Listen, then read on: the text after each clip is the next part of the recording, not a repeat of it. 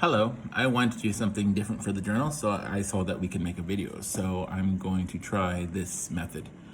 For this week's journal, I wanted to actually reflect on something that's really current. I've been seeing in the U.S. that the gas prices have been raising steadily, like crazy, which is the national average is about $5 a gallon. So I know this doesn't really relate to teaching, but I was actually thinking about how does it relate to teaching, and it actually impacts teaching quite a bit, surprisingly. Because I started thinking, because here in China, we also have a budget for how much we can spend on our class activities. The school is willing to cover an X amount of dollars. But, naturally, this budget isn't very high, but it is definitely much higher than the US. Because I was recently watching a video about teachers who spend their own money to buy supplies or materials for their classes.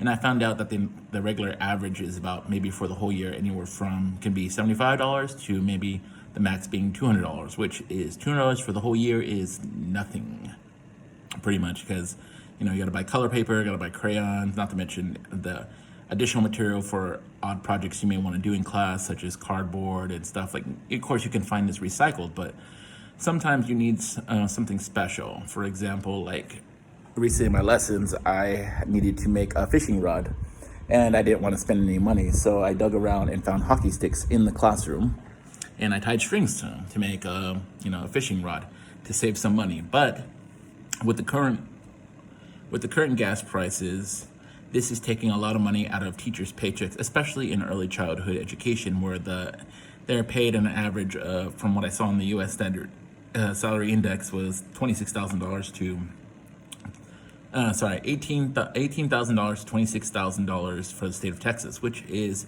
incredibly low. I made actually more than that working at the hospital as a food service back in the day. So it's not very promising that when they get so little, and then now with the gas increase, they're gonna have to find ways to save money, and unfortunately, that means at the risk of spending less money on their students because the school does not give them enough funding, and frankly, they don't have enough. They're gonna use all their money just getting to work. With the little money they have left over, they're gonna have to pay the bills and pay the gas and stuff like this, and natural necessities. So that means more cutting back in on teacher supplies and whatnot. And because gas prices go up, that means the school has to spend more on buses. That means more of the budget's allocated towards buses because they need a means of transportation. And so that puts the school in a very odd position, which I kind of fear that's going to take a step backwards for teaching wise, and because teachers are going to probably get less money to spend on their students, and teachers themselves are going to have less money. So overall, that's going to impact the lessons and what the school and the teachers can do for the students.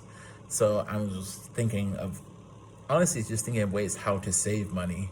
And right now in China, it's not that bad because we have different modes of transportation, such as bus, subway, and e-bikes, which is the most common and most popular way to get around because it's obviously faster. So I do drive here in China, and the gas has gotten more expensive, but keep in mind, I'm living in a city where I only need to go 10-15 minutes to work. I'm not driving an hour away. So my budget for students has not been impacted, but I do worry about how much this is going to affect students in the US because it's the way our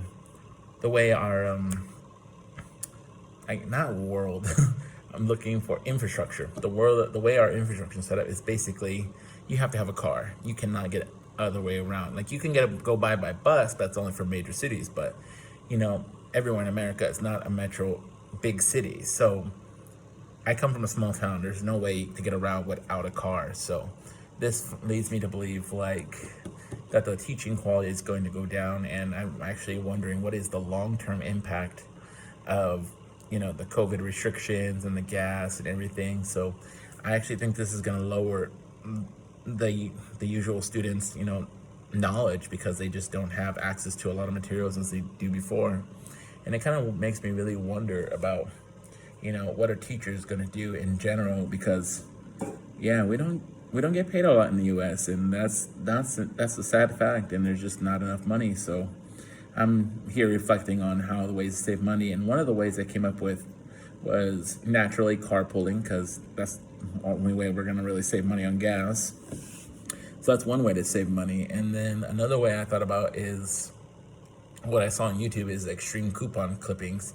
That's when the people cut coupons to save as much money as possible. So I can see this hobby being picked up more by teachers and educators, because they're going to definitely need to find other ways and other means to get supplies through donations or just, coupon clipping, which seems the best for now. And so, and one more way I came up with the way to save money is actually through having school donations.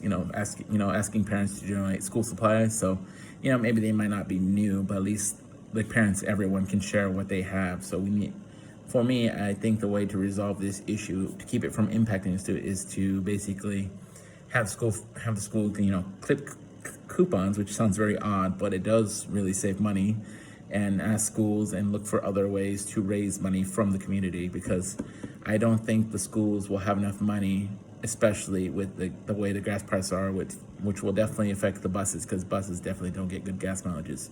So I was just thinking about like how this is going to really negatively impact the teaching and education going forward for the next 2, maybe 3 years, let alone the COVID restrictions that already had students going at home. And US and China are very different when it comes to home education. So a lot of my friends, they said, oh yeah, we taught our kids for like 2 days, and then they just kind of didn't really follow through with the school's curriculum because they said the kids couldn't learn online.